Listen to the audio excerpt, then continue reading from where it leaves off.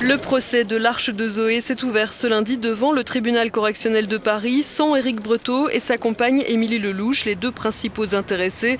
Ils encourent jusqu'à 10 ans de prison ainsi que 4 autres membres de l'association pour avoir tenté d'exfiltrer en 2007 une centaine d'enfants tchadiens qu'ils présentaient à l'époque comme des orphelins du Darfour, des enfants promis à l'adoption en France. Ils avaient été arrêtés alors qu'ils tentaient de les faire embarquer à bord d'un avion à Abéché dans l'est du Tchad sous couvert de vol sanitaire.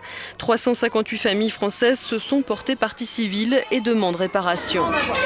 Comme le montre ce reportage accablant réalisé par la chaîne de télévision France 2 en 2007, peu d'enfants étaient vraiment orphelins, les autres étant négociés avec les familles.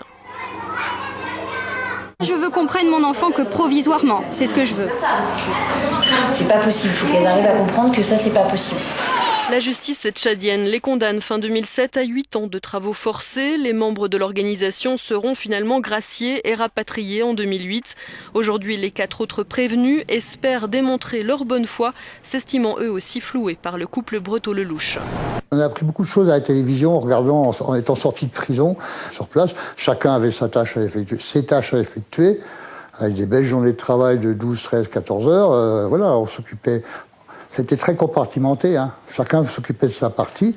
D'après les autorités tchadiennes, la France s'était engagée à verser 6 millions d'euros en échange du transfèrement des membres de l'association. Faux, répond Paris. Une affaire sans nul doute au menu de la visite du président tchadien la semaine prochaine en France.